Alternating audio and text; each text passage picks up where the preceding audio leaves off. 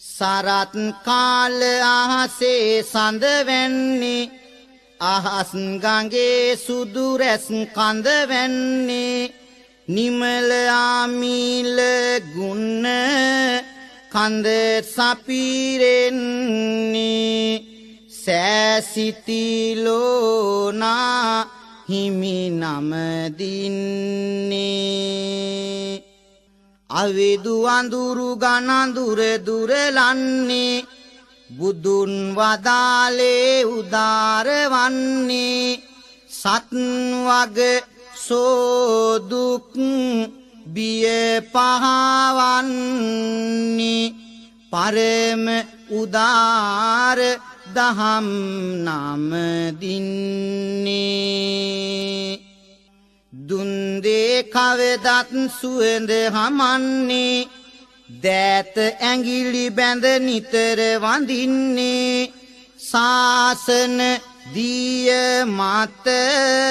පියුමන් වැන්නේ ආර්ය සංඝ ගන්න පානම දින්නේ තෙරුවන් ගුණ වැඳගෙන ආසමාන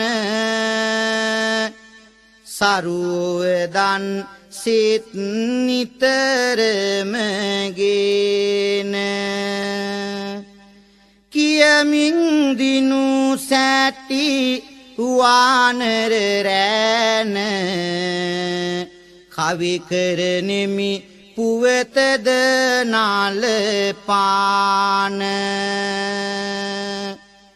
ගුරු ඕවේදන් කවුරුද පිළිගන්නේ ඒ ආය නැහැ විපතකට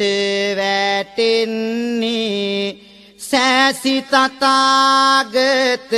බුදු හිමි යන්නේ පුරාණ ජන්මිකි කවියෙන්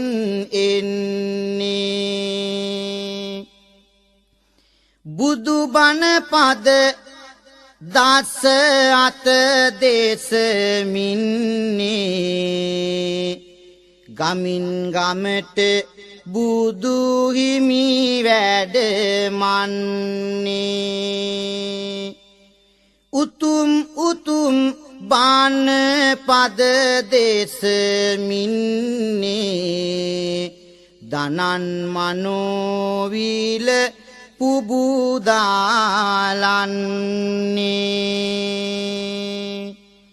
ශාවක පිරිස සමග ආසමාන පාද තබා පොළොවට සුවගෙන වැටකේ වනයක් දැක සුවගෙන පොකුණ ළඟට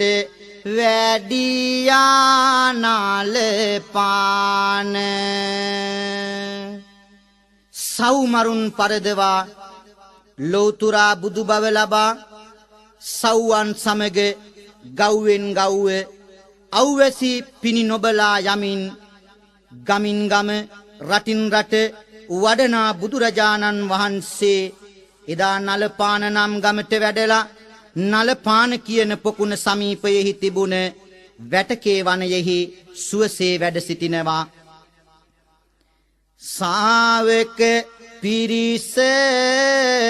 දිය නෑමට එහි යන්නේ උණ බට වනයක්ය හැම අත පවතින්නේ ඉදිකටු දාන්නට උණ බට සොයමින්නේ පොඩි හාමුදුරුවරු උණ වනයට යන්නේ උණ ගස් කපා ගෙන එක තැන කට ආවා සැනකින් සෑම දෙනට ලොකු සැකයක් ආවා ඒ පිළිබඳව කොයි කවුරුත් විමසුවා පිළිතුරු නොමැත බුදු හිමි අසලට ආවා සම්බුදු හිමියනේ මේ දෙස බලන්නේ උණ බටවල එකම සිදුරයි තියෙන්නේ ඒ ඇයි කියා නැහැ අපහට දැනෙන්නේ කොහොමද ගැට නැතිව මේ ලෙස තිබෙන්නේ සුසුවඳ කළා මාහිමි වැට කේ ආරණ භවයෙන් වැසී ගිය පුවතකි දිග හැරුණ පහදාලමි මෙසේ ඒ පිළිබඳ කරුණ ඒ මගේ පැරණි අදිටන් බලයකි පිරුණ පොකුණක් අසල වනමල් සුපිපුන නේක සව්වෝ විමසූහ එක් වී පෙරදාක පවසා වටිනාකම ලොව අහනා දෙක මේ නලපාන පුවතද වදහලසේක අද මේ බුදු පියාණන් වහන්සේ වැඩ ඉන්න වනලැහැබ ඒ කාලේ බොහෝම වල් බිහි වෙලා තිබුණා මේ පොකුණ දිය රකුසෙකුත් අරක්ගෙන ඒ පොකුණට බසින මිනිසුන් කමින් ජීවත් වුණා ඒ කාලේ අපේ බෝසතාණන් වහන්සේ වානර රජෙකුව ඉපදිනා 80000ක් පමණ වඳුරන්ට නායකව